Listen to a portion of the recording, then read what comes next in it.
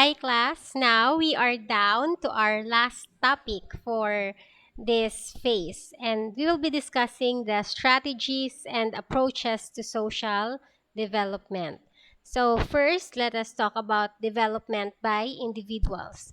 When we say development by individuals, we focus on the effect of development to the individual. So, rather than taking into consideration the effect of development in the community in general. So, natural development is the spontaneous and unconscious process of development that normally occurs. So, if you can still remember, we said that there are types of development that could happen as a result of the unavoidable social changes. So, natural development from the term natural suggests that it could just happen organically, and most of the time, the process is unconscious, and that would result to the countless individuals changing their behavior and they act on their own rather than taking into consideration the effect of development with the community. So the development becomes personal focus or individual. Next, we have development by community, which is contrary to the development by individuals. So, the United Nations defines community development as a process where community members take or come together to take collective action and generate solutions to common problems. So, we know that we have been defining community development as one of the models of community organization. And when we do community development or locality development, we try to involve everyone, every representative coming from different sectors in the community. That's why it becomes a very broad concept. And this is also applied to the practices of civic leaders, activists, the citizens, the professionals, in order to improve the different aspects of their communi- communities, typically aiming to build a stronger and more resilient local community. So, in here, the focus is on people contributing and doing their best so that the community will be developed as a whole. Now, we also have the other strategy, which is focused on the government. Plan development is the result of deliberate, conscious initiatives by the government to speed development through special programs and policies. So, among the different institutions that we have, it is the government which primarily has the, let's say, more opportunity and resources to speed up development. Kay tungod ara sila ang resources and they are mandated and guided by the different legal frameworks and of course the police power to create positive changes if they intend to do so. And we also discussed in relation to social welfare the context of how important it is for government to understand the role its role in ensuring that the welfare of the people is being given much priority. Then, of course, our very favorite topic on sustainable development, which we are advocating for. The kind of development that would meet the needs of the present without compromising the ability of the future generations to meet their own needs. So, it involves meeting the present needs and, of course, being mindful about the needs for the next generation. And we have here four dimensions to sustainable development, and they are intertwining and they're not distinct or separate from one another because what happens to the other sector is also would also affect the other. So the four dimensions are in relation to the society, the environment, the culture, and economy. And we have also discussed last time the five P's: planet, people, prosperity, peace, and partnership. So when we talk about planet, it refers to how we protect our natural resources and climate for the future generations. Given that this is something to do on sustainability, ensuring that the next generation will still enjoy the kind of environment and resources that we have. People in terms of ending poverty and hunger in all forms and ensure that dignity and equality, the prosperity goal, or those which ensure prosperous and fulfilling lives in harmony with nature, for peace, which includes fostering peaceful, just, and inclusive societies, and of course, partnership, which covers the implementation of agenda through a solid global partnership. So, what about the perspectives in social development? When we say perspective, this refers to the point of view. So, first, we have the diversity perspective because diversity is needed right from the start. In fact, diverse perspective can add value as you design the actual strategy development process. It opens the door to greater variation in approaches. So, this goes to say that the more we are advocating for development, the more we become open to the context that we are actually diverse individuals, and the kind of special needs that we have are also very diverse in relation to the uniqueness of everyone. So we have to be comfortable in working with a community that is actually diverse with much ideas to offer. So that's part of gearing for development, letting people explore what they can be without just simply putting them into the box, or that would also include allowing everyone to shine in their own respective right, because of the concept of diversity, that there's just so many fields that they can really develop. Then we also have the strength perspective, which we also apply in social work because we are focusing into the strength of the people rather than the pathology or the sickness. So, ang una tang nakakita in our perspective of development is what it is that people already have and what can we do to enhance ang ilang mga skills so that they can be developed. So we believe that it's always not a hopeless case in terms of advocating for development. And I am happy to see that in your proposal, most of you were able to also apply the concept of looking at the strength rather than just simply focusing on the problem. And this would call for encouraging people to discover their niche and to recognize the importance of the creation of culture that is, of course, supportive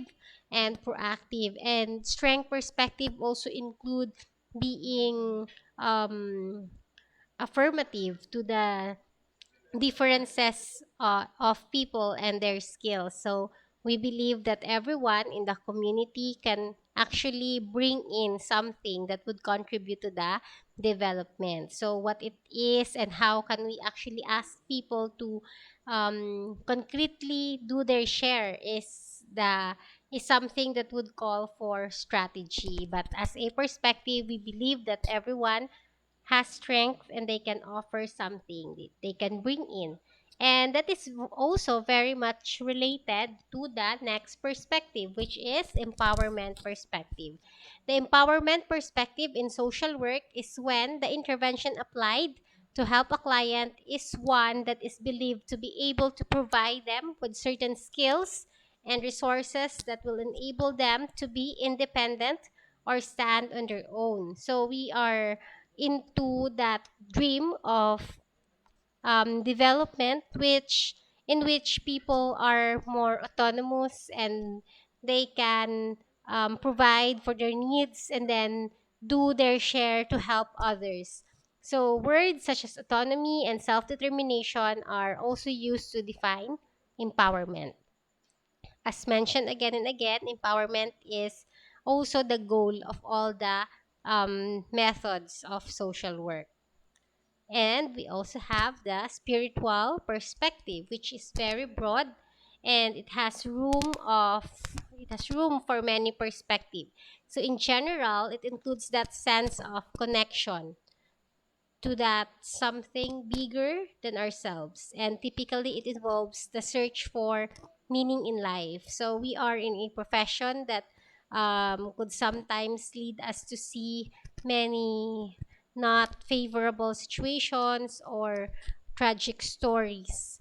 And we can also see that there are really harsh aspects of reality, and most of the times, even in dealing with our client, in as much as we want them to see the beauty in the world, there are situations in which problem could be worse, or we cannot really buffer everything so that it would come to them as smooth as it is. So the reality could sometimes also be that painful for people. That's why it's important to have that um, kind of strength that would also allow you to rise above those situations, and for you also to be able to more ready to help your clients in the future to see that despite all the darkness there is still hope. So that spirituality, that sense of connection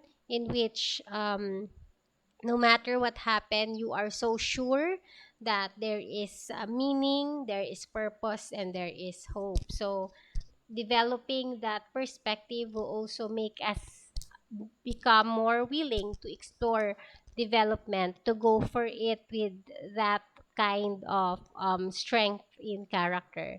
And it also um, we can also look at this in a way that is a universal human experience, because spirituality is something that touches us all, and it is proven by a lot of research and other theorists that when it comes to spirituality, there is always something in which everyone can relate.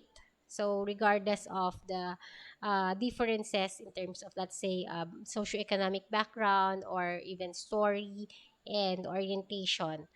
So that sense of commonality that we have is something that touches all. It's our core, and that could be part of our spirituality. And because of that connection that is true to all human being, we can have our common ground to start working with.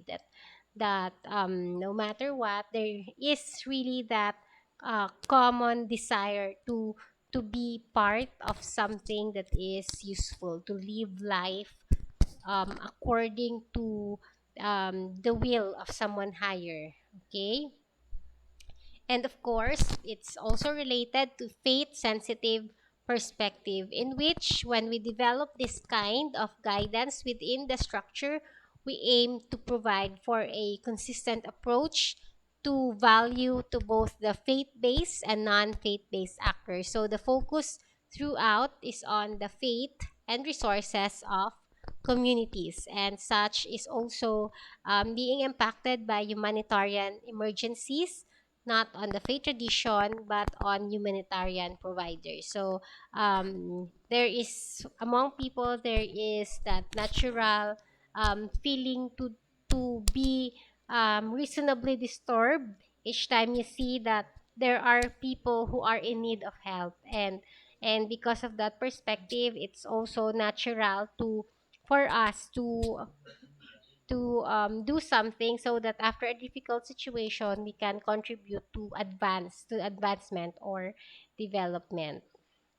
And we also have feminist perspective, which uses the conflict approach to examine the reinforcement of gender roles and inequalities, highlighting the role of patriarchy in maintaining the oppression of women. That's why in any discussion of gender role and women empowerment, we always connect the word development. That's why it's called God, gender and development, because we do not simply look at the needs of gender into something that is only focused on, let's say, orientation, or because of your choices as to your gender, but it is holistic. That's why the word development connotes that in coming up with programs that are for gender and development, um, we actually have a lot of options, something that would